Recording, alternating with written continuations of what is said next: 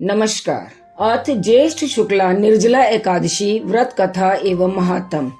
पांडव भीमसेन व्यास जी को नमस्कार कर कहने लगे, हे ऋषिवर, माता कुंती, भ्राता युधिष्ठिर, द्रौपदी, अर्जुन, नकुल और सहदेव आदि सभी मुझे एकादशी का व्रत करने को कहते हैं, परंतु मैं उनसे कहता हूँ कि भाई, मैं विधिवत भगवान की पूजा आदि तो कर सकता हूँ, दान भी दे सकता हूँ, परंतु भोजन के बिना मैं नहीं रह सकता हूँ। इस पर व्यास जी कहने लगे, हे भीमसेन, यदि तुम नर्क को बुरा और स्वर्ग को अच्छा समझते हो तो प्रति मास की दोनों एकादशियों को अन्न मत खाया करो। भीमसेन कहने लगे, हे ऋषिवर, मैं तो पहले ही कह चुका हूँ कि मैं भूख सहन नहीं कर सकता। यदि वर्ष भर में कोई एक ही व्रत हो तो मैं रख सकता हूँ, क्योंकि मेरे पेट में वृक नाम वाली अग्नि है, अर्थात मेरी जठराग्नि अत्यंत तीव्र है, सो मैं भोजन के बिना नहीं रह सकता। भोजन करने से ही वह शांत रहती है, इसलिए पूरा उपवास तो क्या, एक समय भी बिना भोजन किए रहना कठिन है। अतः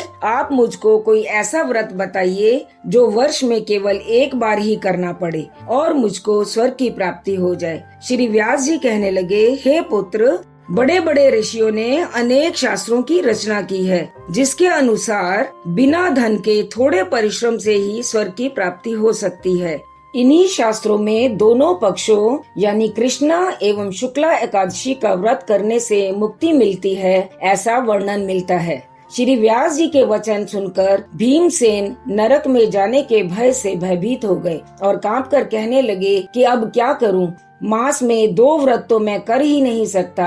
हाँ, वर्ष में एक व्रत करने का प्रयत्न अवश्य कर सकता हूँ। अतः वर्ष में एक दिन व्रत करने से यदि मेरी मुक्ति हो जाए तो ऐसा कोई व्रत बतलाइए। यह सुनकर व्यास जी कहने लगे कि वृष और मिथुन की संक्रांति के बीच में ज्येष्ठ की शुक्ल पक्ष की जो एकादशी आती है, उस एकादशी का नाम निर्जला एकादशी है। तुम उस एकादशी का व्रत करो। इस एकादशी के व्रत में स्नान और आचमन के सिवा जल लेना वर्जित है। आचमन में 6 मासे जल से अधिक नहीं होना चाहिए, अन्यथा वह मद्यपान के सदृश हो जाता है।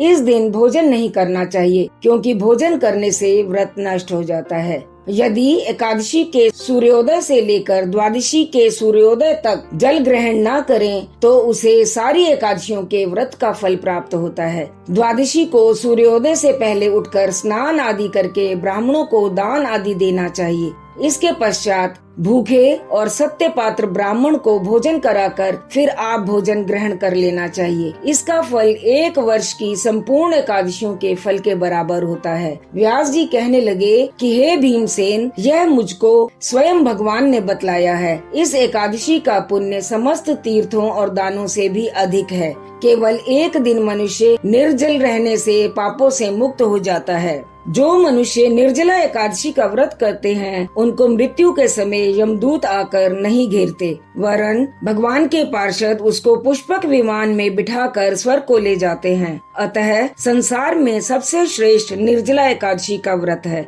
इसलिए यत्न के साथ इस व्रत को करना चाहिए। उस दिन ओम नमो भगवते वासुदेवाय इस मंत्र का उच्चारण करते रहना चाहिए और गोदान भी करना चाहिए। इस प्रकार व्यास जी की आज्ञानुसार भीमसेन ने इस व्रत को किया, इसलिए इस एकादशी को भीमसेनी या पांडव एकादशी भी कहते हैं। निर्जला व्रत करने से प्रथम भगवान का पूजन करके यह प्रार्थना करें कि हे भगवान, आज मैं श्रद्धा पूर्वक निर्जला व्रत रख कर दूसरे दिन भोजन करूँगा, अतः आपकी कृपा से मेरे सब पाप नष्ट हो जाएं। इस दिन जल से भरा हुआ 1 घड़ा वस्त्र से ढककर स्वर्ण सहित दान करना चाहिए। जो मनुष्य इस व्रत को करते हैं, उनको करोड़ पल सोने के दान का फल मिलता है, और जो इस दिन यज्ञ आदि करते हैं, उनका फल तो वर्णन ही नहीं किया जा सकता। इस एकादशी के व्रत से मनुष्य विष्णु लोक को प्राप्त होता है।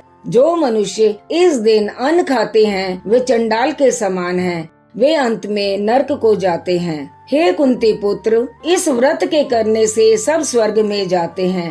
हे कुंती पुत्र, जो पुरुष या स्त्री श्रद्धा पूर्वक इस व्रत को करते हैं, उनको निम्नलिखित कर्म करने चाहिए। प्रथम, भगवान का पूजन, फिर गोदान, ब्राह्मणों को मिष्ठान एवं दक्षिणा देनी चाहिए तथा जल से भरे कलश का दान अवश्य करना चाहिए। निर्जला के दिन अन्न, वस्त्र, पात्र, उपानह यानी जूती आदि का दान भी करना चाहिए। जो मनुष्य भक्ति पूर्वक इस कथा को पढ़ते या सुनते हैं उनको निश्चय ही स्वर्ग की प्राप्ति होती है।